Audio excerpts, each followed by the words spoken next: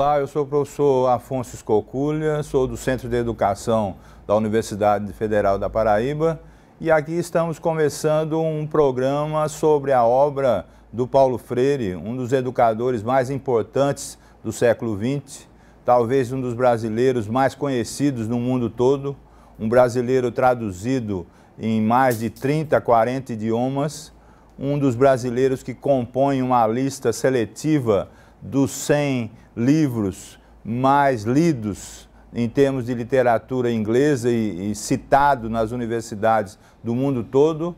E essa trajetória desse educador tão importante, que é um recifense, que é um nordestino, mas que ganhou uma projeção mundial, é justamente o mote central, não é? O eixo central desse programa, que vai contar com todas as suas obras, ou as obras principais do Paulo Freire, não é? Vai tentar mostrar justamente as suas teses principais, os seus argumentos principais, mostrar, por exemplo, por que esses argumentos ganharam o mundo todo e por que esse brasileiro é reconhecido como um dos educadores mais importantes do século XX e um dos educadores que continua a influenciar a educação mundial nesse século XXI. Esse programa vai ser dividido em várias partes e essas várias partes vão contemplar as principais obras do Paulo Freire, a começar de Educação como Prática da Liberdade, depois a Pedagogia do Oprimido e assim seguir em torno das suas obras, focalizando os seus eixos principais, não é? Mas, para começar, a gente precisa conhecer um pouco do personagem central desse programa, não é? Como é que as suas obras foram realizadas, em que contexto que elas brotaram, que elas nasceram, não é? Para que quem assiste consiga entender como é que elas foram realizadas. Uma primeira coisa a pensar sobre isso é que a vida e a obra do Paulo Freire sempre estiveram intimamente ligadas, não é? Paulo Freire não é um pensador teórico no sentido estrito da palavra, mas é um pensador da prática.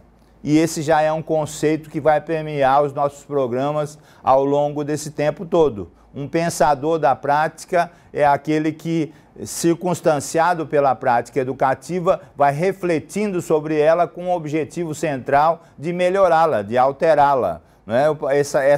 Essa simbiose ou essa retrospectiva sempre da prática para a teoria e da teoria para a prática é um dos temas centrais do Paulo Freire, é uma das suas teses principais e certamente eu penso que é uma das maneiras que faz com que o Paulo Freire seja identificado como um educador importante para o mundo todo. Bom, mas essa trajetória do Paulo Freire começa aqui no Nordeste, começa em Recife, sua terra natal, e começa a sua trajetória ligando a universidade, no caso a Universidade de Pernambuco, que hoje é a Federal de Pernambuco, com a sociedade pernambucana da sua época a partir do Recife. Esse contexto começa a ser delineado, começa a ser traçado a partir dos anos 50, pelo menos em termos de importância de produção da sua obra prática e teórica, e vai se desenvolver nas décadas de 60, 70, 80, sempre circunstanciado, contextualizado pelos acontecimentos brasileiros da época, depois dos acontecimentos latino-americanos, depois dos acontecimentos europeus e assim por diante, não é? Eu costumo dizer que o Paulo Freire, na sua multiplicidade, na sua amplitude, não é, deve ser entendido nas suas várias fases, não é, de produção intelectual, não é? São fases que estão ligadas entre si, mas são fases que são nitidamente circunstanciadas pela sua prática e pelo seu contexto, né? Contexto de atuação. Né? Isso eu quero dizer, por exemplo, que o Paulo Freire, que foi o coordenador do que foi chamado Sistema Paulo Freire de Alfabetização de Adultos, começando isso lá nos anos 60, não é? É um Paulo Freire diferente que vai aparecer nos anos 70 e nos anos 80 e depois do seu retorno ao Brasil, depois do exílio, com a sua produção. Paulo Freire é um educador múltiplo e, como um grande pensador, como um grande cientista, posso dizer assim, precisa ser entendido nos seus vários momentos, nas suas várias fases. O começo dessa nossa trajetória aqui nesse programa é justamente contextualizar um pouco a vida e a obra do Paulo Freire para depois percorrê-la especificamente, cada uma delas, para que a gente possa ter um entendimento melhor sobre ela, né? Nós vamos começar então pensando o Paulo Freire no contexto político brasileiro dos anos 40 e 50, podemos marcar aqui após Segunda Guerra Mundial, não é? A segunda metade dos anos 40. Paulo Freire nasceu em 1921 no Recife, não é? Quer dizer, a sua trajetória de produção intelectual e de mais conhecimento em termos de público local e mundial começa a ser traçada a partir dos anos 60, e todo mundo sabe que a década de 50 e o começo dos anos 60 no Brasil é marcado por uma erupção política muito vigorosa, não é? Onde se contextualizava, transcorria o que se chamava de nacionalismo desenvolvimentista. É um projeto que vem lá dos anos 30 com Getúlio Vargas e que, no caso, nos anos 50, na segunda metade dos anos 50, é o tempo de Juscelino Kubitschek, para entendermos um pouco, né? E o começo dos anos 60 é a entrada de Jânio Quadros no governo, a sua saída precoce, a sua renúncia e depois a assunção do João Goulart, não é? Em 1961, não é? E depois esse governo é interrompido pelo golpe militar de 1964. Pensando especificamente esse contexto, nós vamos entender o começo de uma produção intelectual do Paulo Freire, diga-se de passagem, sempre feita em equipe, mesmo que a gente vá entender a grande projeção mundial do Paulo Freire, nós vamos conseguir entender que a sua produção nunca foi individual, individualizada, isolada, mas sempre foi em equipe, não é? E essa produção começa então com o que foi chamado de método Paulo Freire de alfabetização de adultos. Na época não se dizia alfabetização de jovens e adultos, então era um método de alfabetização. E por que isso? Porque o Paulo Freire pensava que o Brasil, nessa época, tinha que enfrentar o seu principal problema educacional, que era justamente um grande índice de analfabetismo, não é? Aliás, se você pensar na atualidade do Paulo Freire e na atualidade dos problemas que o Paulo Freire tratou, você vai entender que essa grande preocupação do Paulo Freire com a questão da alfabetização continua atualíssima, porque o Brasil continua a ter milhões de analfabetos, tanto analfabetos absolutos como analfabetos funcionais, não é? Que chega a identificar o Brasil de maneira negativa, infelizmente, com esse problema não resolvido, não é? O Paulo Freire começa a trabalhar isso há 50 anos atrás.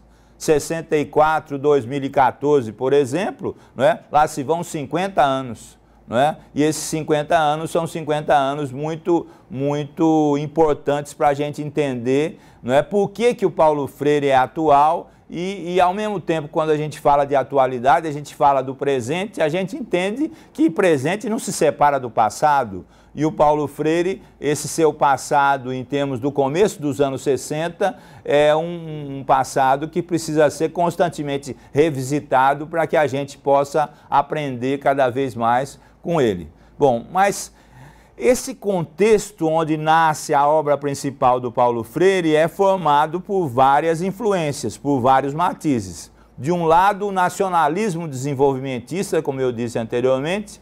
Por outro lado, uma atuação muito forte de uma ala da Igreja Católica Progressista. Basta lembrar que, simultaneamente ao lançamento dessa obra do Paulo Freire, da equipe da Universidade de Pernambuco, estava em Recife como grande líder católico Dom Helder Câmara, não é qualquer um. No governo estava Miguel Arraes, também não é qualquer um.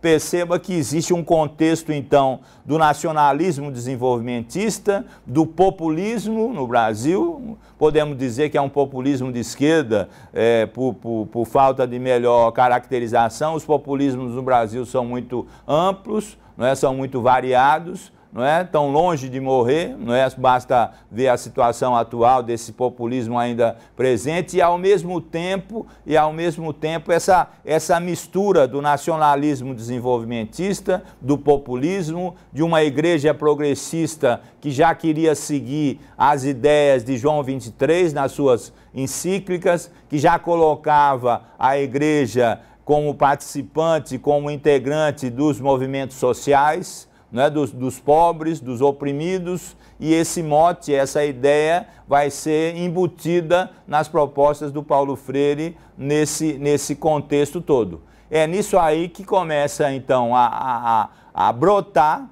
inclusive aqui na Paraíba, o chamado método Paulo Freire para uma alfabetização de adultos, não é? Para uma alfabetização que precisava, junto com ela, segundo o Paulo Freire, estar ligada ao processo de conscientização, né? O Paulo Freire sempre pensou a educação como um processo de conscientização. Aliás, uma das teses centrais que vai permear os nossos programas é justamente a não separação entre educação e política. Essa sequência, não é, de teses, não é, eu penso que vai ter esse eixo central, não é, que é a ligação educação-política, que vai permear os nossos vários programas, não é, e que vai pontuar cada uma das obras do Paulo Freire. É justamente a sequência dessas obras que vai nortear a nossa programação e ela vai ter continuidade daqui a pouco no próximo bloco.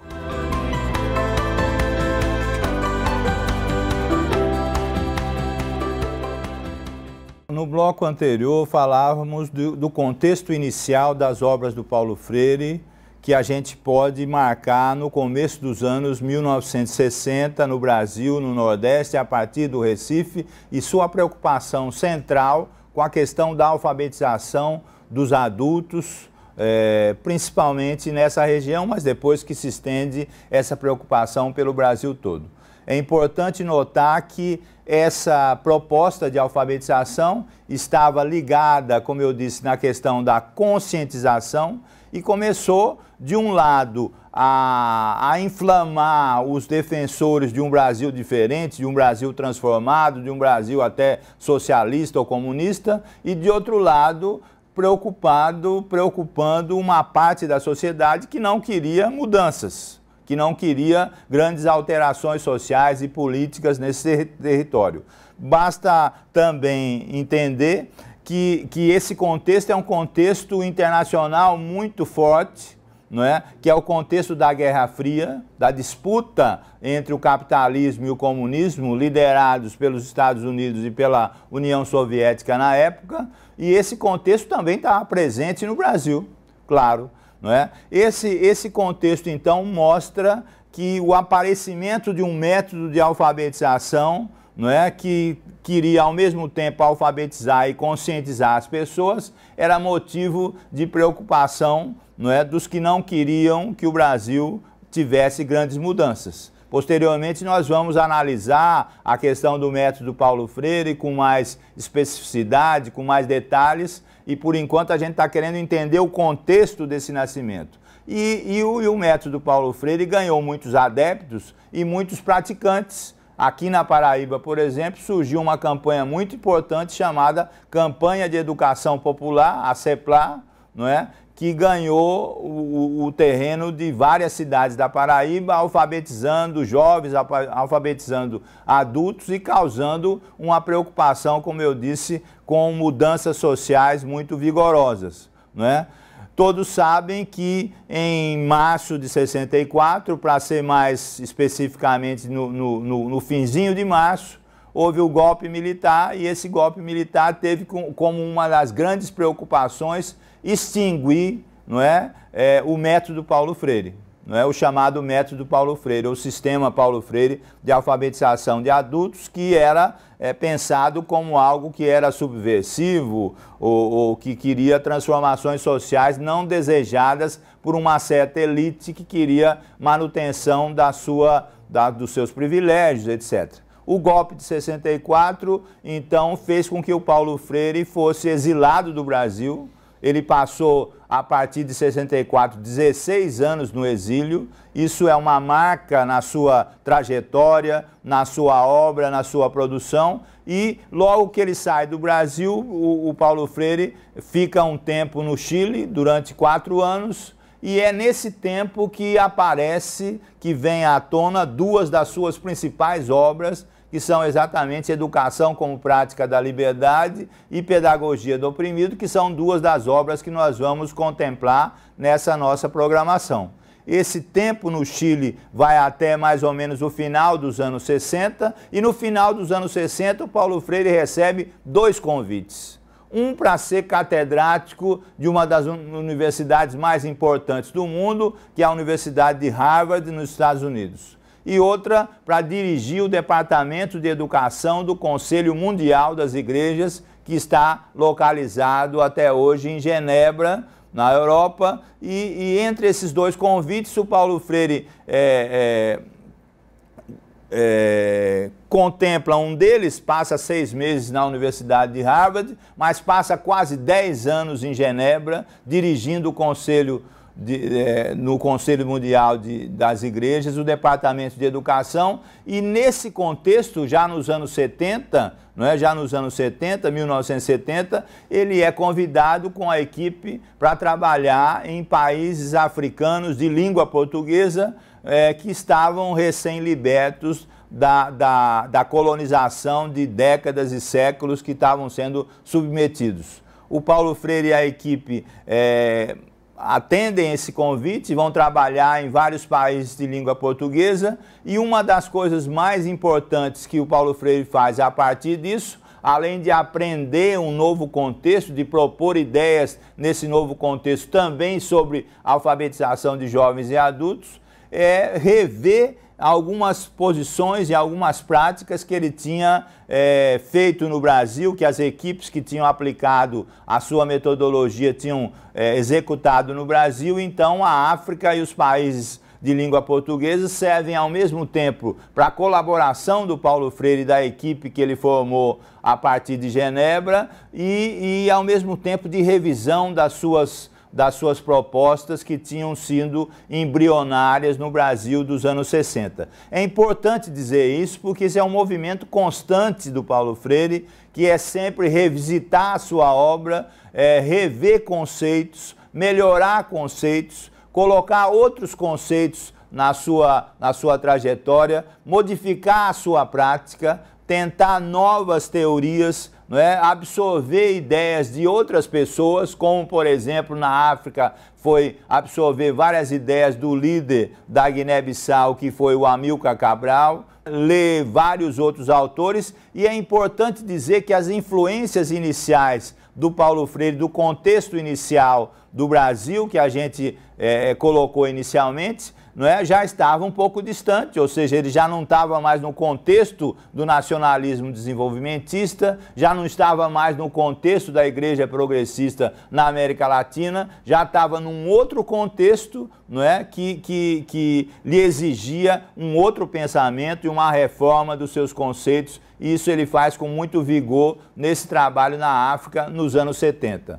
Esse trabalho é contemplado com vários escritos, com vários livros. Um dos mais importantes para eu chamar a atenção nesse início se chamou Cartas à Guiné-Bissau, exatamente cartas aos educadores da Guiné-Bissau, não é, na África, que o Paulo Freire vai traçando numa forma de diálogo. Todos sabem que esse conceito para o Paulo Freire é central, não é? Sempre uma pedagogia dialógica, uma pedagogia da conscientização, e o transcorrer dos anos 70 na Europa faz também com que a sua obra comece a ganhar uma dimensão mundial. comece a ser notada como uma proposta que vinha do terceiro mundo, chamado terceiro mundo, da América Latina, do Brasil especificamente, mas que ganhava cada vez mais repercussão mundial e fazia com que ele cada vez mais fosse convidado para fazer conferências em várias universidades, a escrever em várias revistas internacionais, não é? Tanto é que o Paulo Freire, ao longo da sua vida, foi contemplado com mais de 40 títulos de doutor honoris causa, não é? Por várias universidades do mundo todo, não é? Isso é importante porque é um reconhecimento desse trabalho e isso vai levar a ser reconhecido como um dos mais importantes educadores do século XX, com perspectiva muito importante para o século XXI, como eu havia marcado no primeiro bloco desse programa.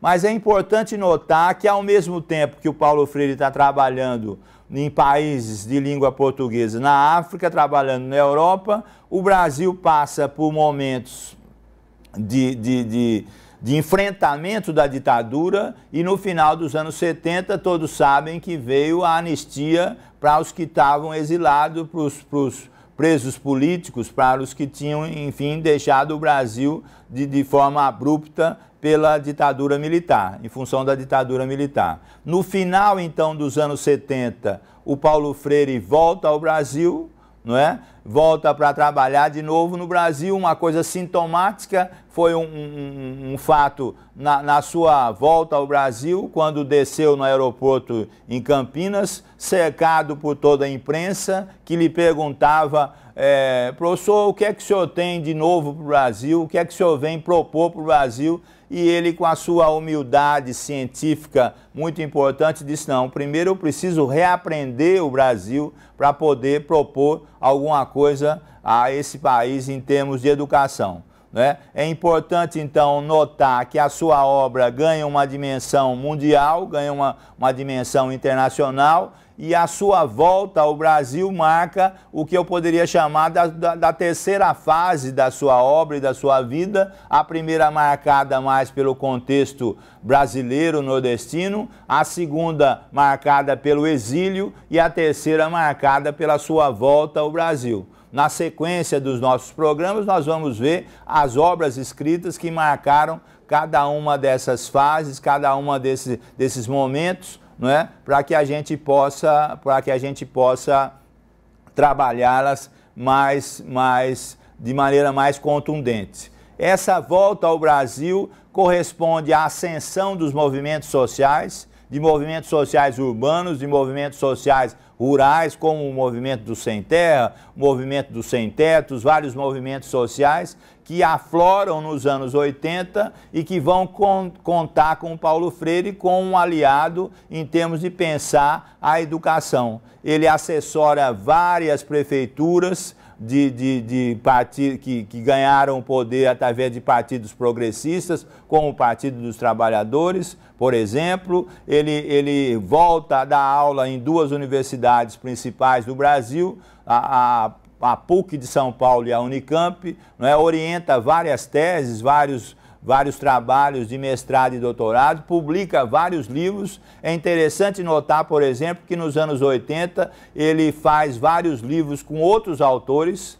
como se ele tivesse um pouco cansado de só falar individualmente. Ele trabalha vários livros coletivos, né? Vários livros trabalhados dialogicamente, e essa é uma outra parte da sua obra importante que a gente vai notar. Dos anos 80 para os anos 90, ele continua esse trabalho com movimentos sociais, com movimentos progressistas, ganha uma dimensão ainda mais forte mundial, visita várias universidades fazendo conferência, ganha vários títulos de doutor honoris causa, é reconhecido como um dos pedagogos, um dos educadores mais importantes do século XX, e conecta a sua obra com outros autores que têm uma contribuição muito importante, seja a partir dos estudos que ele mesmo fez, seja a partir do seu legado. O legado do Paulo Freire vai fazer com que muitos estudiosos, muitos pesquisadores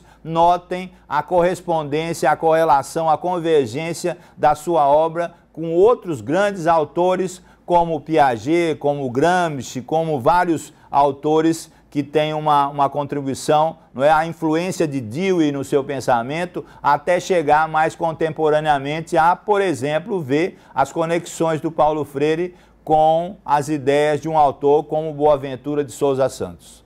Bem, essa trajetória inicial traçada vai ter os desdobramentos necessários na continuidade da nossa programação, onde a gente pega cada uma dessas fases e vai analisá-las mais especificamente. Isso vai ser feito na sequência da nossa programação e a gente quer contar com vocês para que entendam cada vez mais a obra do Paulo Freire nessa programação da TV UFPB.